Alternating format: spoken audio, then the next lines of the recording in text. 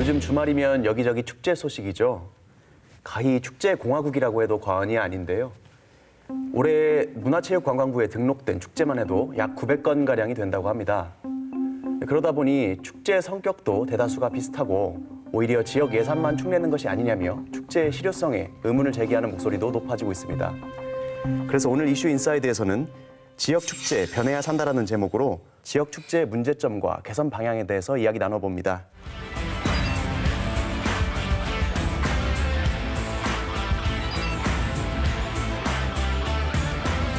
제가 최근 언론 보도 보니까 전라북도에서 이렇게 시골 마을 작은 축제 라인업 이렇게 해서 발표를 하더라고요. 아마 시군마다 대표적인 한 개씩 축제를 선정을 했다는 취지 같은데 뭐 어떤 내용입니까? 각 지역에서 대표적으로 밀고 있는 축제, 예를 들면 전주 같으면 전주국제영화제나 또는 전주세계소리축제나 또 남원 같으면 춘향제, 김제 같으면 지평선 축제 뭐 이런 축제들이 우리가 흔히 알고 있는 축제들이잖아요. 그게 이제 각 지역의 대표 축제들인데 그 축제들을 지원하는 거 말고 또 다른 이제 축제들을 개발해서 지원하자는 뜻입니다. 그래서 이번에 그 시골마을 자원축제는 아마 많은 분들은 이게 생경한 축제일 거예요.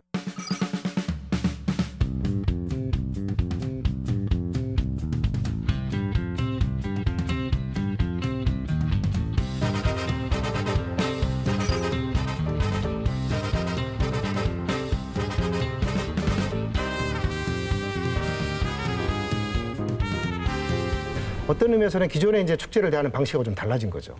작은 축제들 말 그대로 각 지역에서 어떤 전통적 특색도 있고 그 지역만 가지고 있는 고유한 특색을 가진 이런 이벤트들을 찾아내서 좀 큰 축제로 이렇게 만들어 보자 하는 이런 취지를 가지고 조금 있어서 반대로 제가 달라진 특성이 있습니다. 이야기를 좀 해야 될 것 같아요. 저는. 큰 축제에 대해서 별로 많은 기대 이상의 효과를 내지 못했다라고 하는 이제 그런 생각이 있으면서 이제는 오히려 그래도 작은 축제로 좀 가보는 게 낫지 않겠느냐라고 하는 생각이 들어요.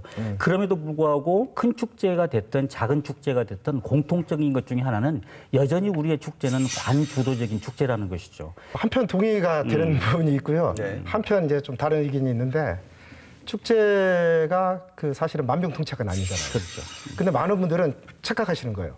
축제를 개발해서 그 축제에다 몽땅 짐을 짊어져요. 예, 근데 이 축제를 통해서 우리 지역 공동체의 특성도 좀 잘 살려내고 네. 그리고 더불어서 지역의 문화예술도 좀 발전시키고 그리고 우리 주민들도 즐겁고 그리고 외부 관광객도 대거 끌어와서 돈도 좀 많이 벌고 네. 사실은 이걸 해낼 수 있다면 아마 이 다른 정책에서는 절대 못하는 일이잖아요. 근데 축제는 이거 다 기대해요. 그러면서 예산은 정말 쥐꼬리만큼 주거든요. 사실 불가능한 걸 기대하는 거고요. 또 이번 이 시골 마을 작은 축제라고 하는 건 사실 저도 좀 걱정되는 측면은 있습니다. 왜냐하면 우리 최 교수님 말씀대로 이게 그동안에 민간에 의해서 조금하게 이루어지던 행사거든요. 그리고 그게 굉장히 특색이 있으니까 많은 분들이 주목하기 시작했어요. 그래서 이제 관이 그러면 우리가 예산을 몽땅 대줄게. 사실 예산을 공짜로 주는 관은 없습니다.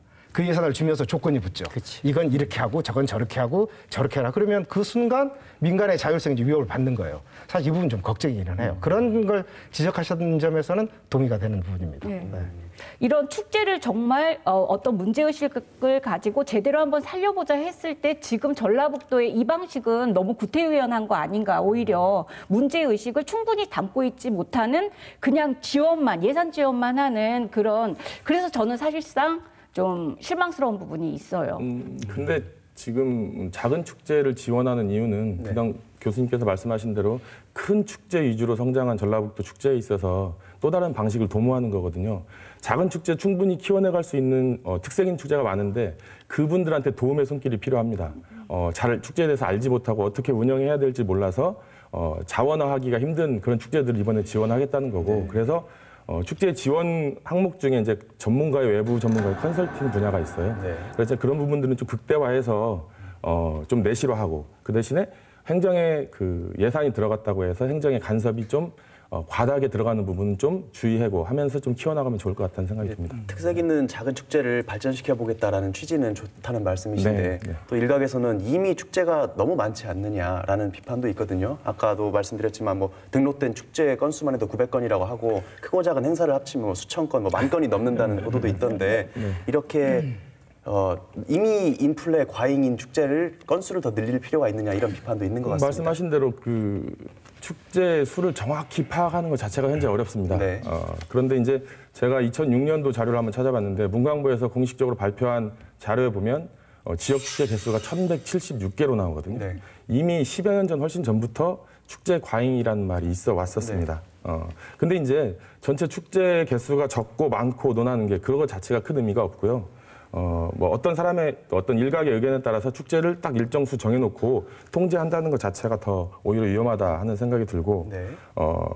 예를 들어서 축제의 수를 뭐 인적으로 조정한다기보다 축제를 빌미로 해가지고 지역의 그 보조금을 타낸다든지, 네.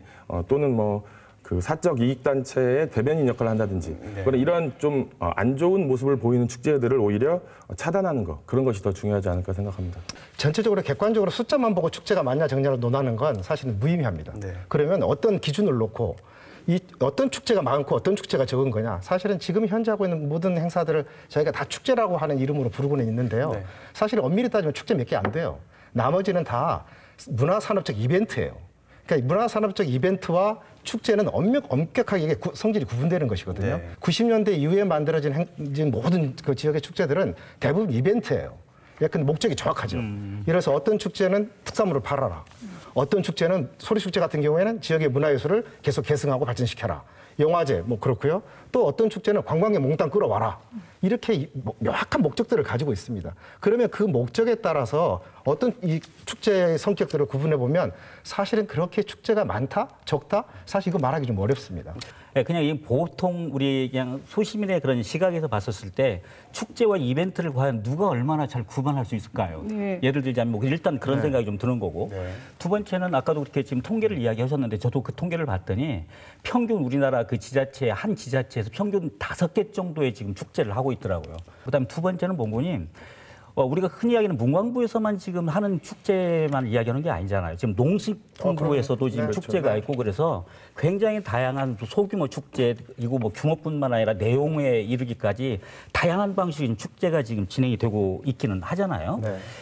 예, 중요한 것은 그런 것 같아요. 이제 지자체에 그냥 돈 따내기식 예를 들자면 이제 이런 것들이 조금씩 드러나기 시작하면서 과연 무엇을 위해서 우리가 이걸 해야지 되는 것인가라고 하는 정말 즐길 수 있는 주민도 별로 없는 것 같고 그렇다고 그래가지고 많은 외부에서 사람들이 오는 것 같지도 않고 지금 이런 근본적인 문제가 조금 있는 건 사실인 것 같습니다. 네, 그러니까는 그 축제에 참여하고자 하는 그런 이제 시민의 입장에서 보면 이 축제의 목적이 뭔지를 모르겠는 거예요. 지역 경제를 활성화시킨다고 하고 또 지역의 공동체를 좀 더 강화시킨다고도 하고 또 지역 주민들이 자발적으로 참여해서 그 축제의 주체가 되어서 뭔가 지역의 이런 어떤 마음들을 하나로 모은다고도 하고 근데 이 모든 게 다 섞여 있는 거예요. 그러다 보니까 오래되면 오래될수록 남아있는 건 마치 어떤 지역이나 시골에 그 위로잔치 같은 느낌을 주는 그런 축제들이 이제 너무 많아진 거예요. 그러다 보니까 일반 시민들이 그걸 외면하게 되더라고요. 그래서 저는 이제 아쉬운 게 뭐냐면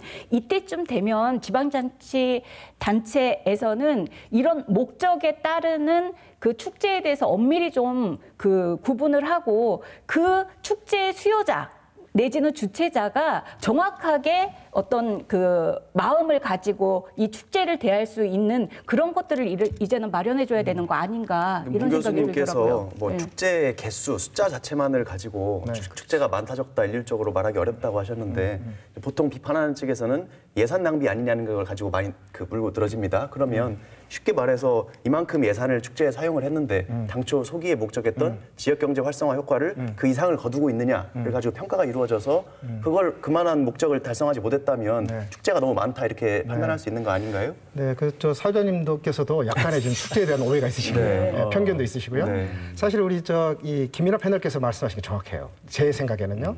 왜냐하면 모든 축제에는 목적이 있어야 돼요. 예컨대 축제는 두 가지로 만들어지거든요. 하나는 자생적으로 만들어진 거예요. 예컨대 여기 있는 무슨 낙화마을 축제라든지 이런 건 누가 만들어서 만든 게 아니에요. 자기들 주민들끼리 자연적으로 만들어지는 축제죠. 예를 들어서 전주에서 지금은 안 하고 있지만 굉장히 오랫동안 해온 풍남제 같은 경우에는 누가 만든 거 아닙니다. 자동적으로 만들어진 거죠. 이런 방식의 축제가 하나 있고요. 누가 기획해서 만든 이벤트가 있어요. 예컨대 90년대 이후에 만들어진 축제들은 대부분 기획 이벤트예요. 그럼 기획 이벤트는 상품이잖아요. 예컨대 우리가 생각해 보시자고요. 기업에서 뭔가 상품을 만들 때 가장 중요한 게 뭐겠습니까? 타겟입니다.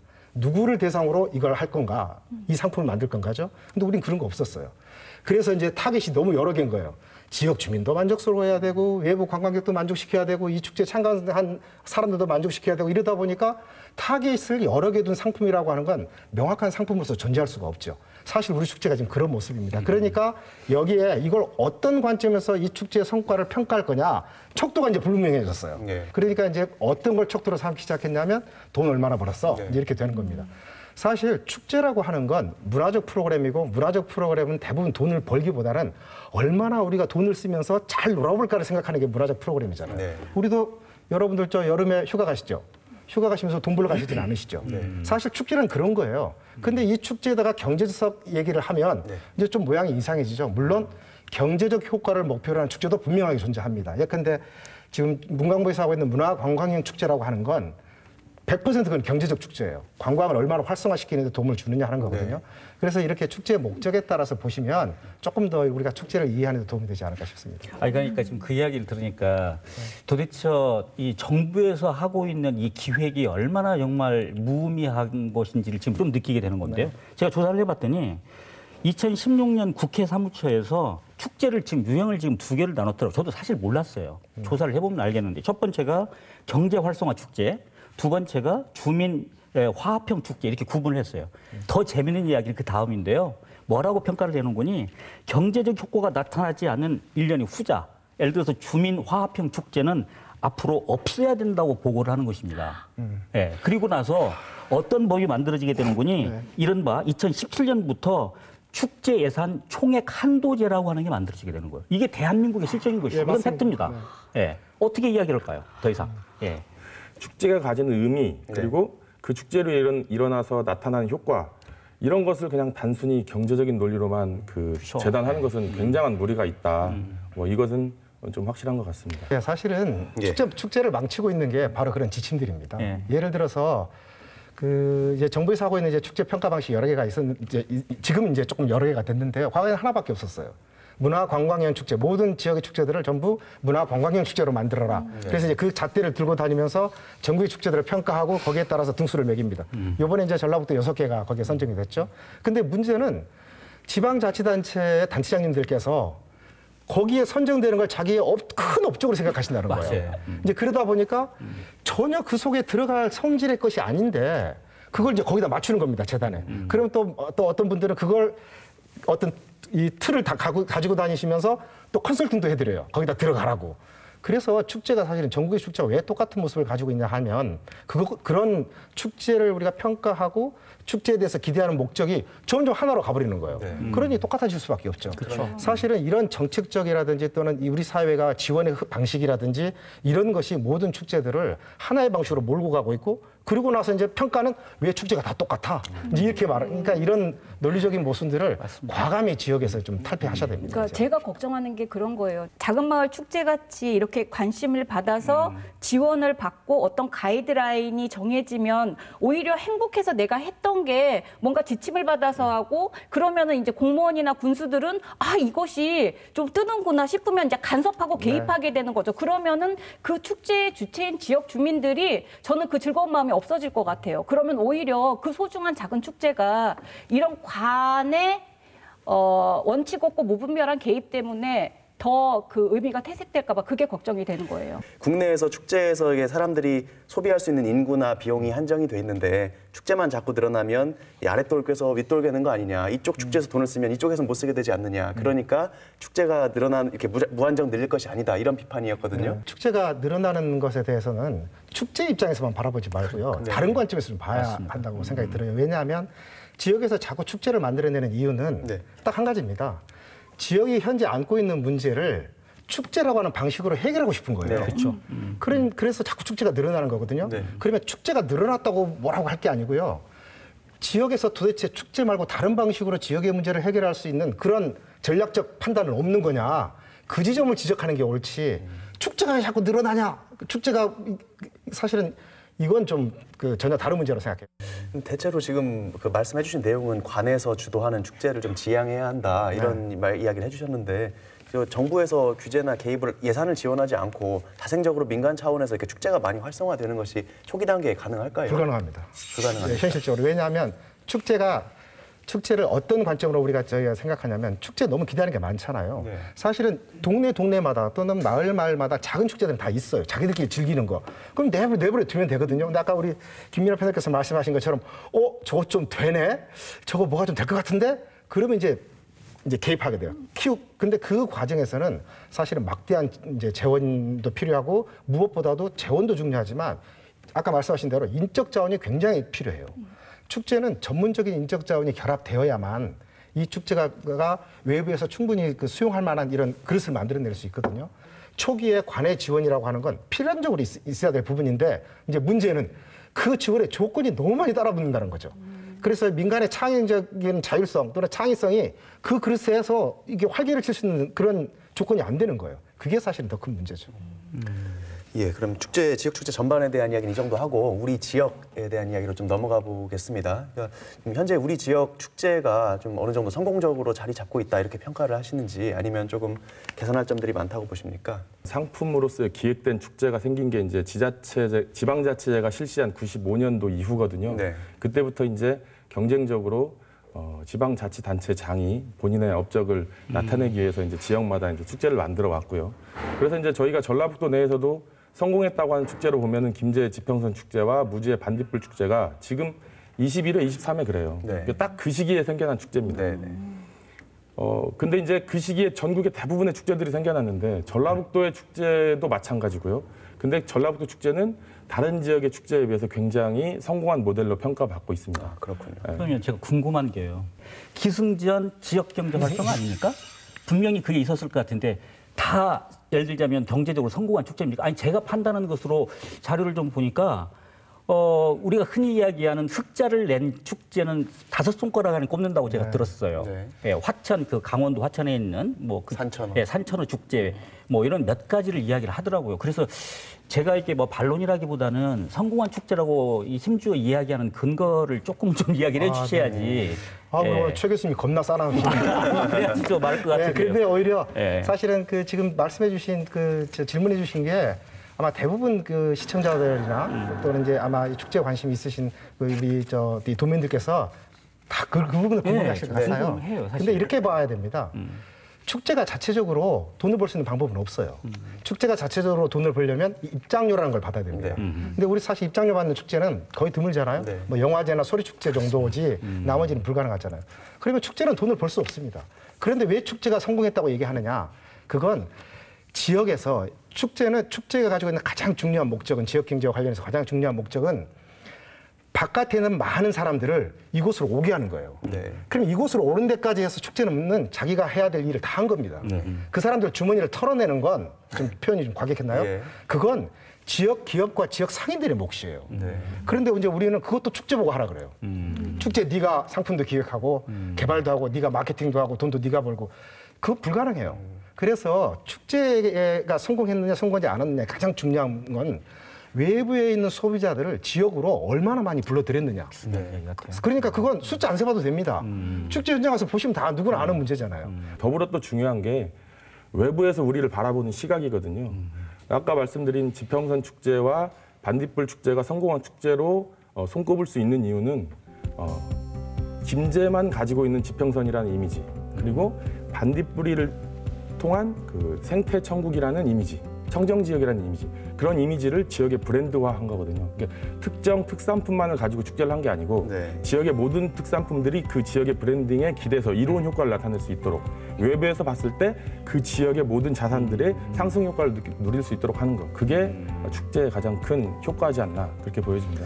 지금 이제 지평선하고 반딧불만 자꾸 얘기하니까 전라북도에서는 그 두 개만 성공했나 보다 이렇게 오해하실 것 같은데요. 사실 그렇지 않습니다. 전주국제영화제도 이미 아주 훌륭하게 성장한 축제고요. 소리축제도 그동안에 조금 이제 초기에 혼란한 점이 좀 있었습니다만 비판도 많았고요. 그러나 지금 이제 아주 안정된 시스템 속으로 들어갔고요. 그 외에 지금 아주 유망하게 지금 막 성장하고 있는 축제들이 있어요. 그 대표적인 게 이제 임실의 치즈 축제 같은 건 불과 생긴 지 얼마 되지 않았는데 굉장히 빠른 속도로 지금 이제 올라가고 있는 축제고요. 그 완주 와일드푸드 축제도 지금 빠른 속도로 지금 올라가고 있는 그런 축제고요. 또 뭐 그 남원에 있는 이제 남원 춘향제 같은 경우도 사실 이제 조직에 조금 이제 그 어려움이 좀 있었습니다. 그동안 한동안. 그러나 이제 그게 또 이제 어느 정도 자리를 잡아서 춘향제는 워낙 오래된 축제로서 강력한 경쟁력을 가지고 있고요. 그리고 뭐 기타 이제 또 빠트린 축제에 있을까봐 좀 걱정은 되는데요. 고창 천보리밭 축제 같은 이런 자연 축제들, 정읍의 구절주 축제 같은 거, 그다음 이런 경우도 아주 지금 빠르게 성장하고 있는 축제여서 아까 우리 심원장님께서 말씀하신 대로 그래도 전라북도의 그 대표적인 그 축제들은 비교적 이제 빠른 속도로 이제 안정화돼가고 있다 이렇게 볼 수 있습니다.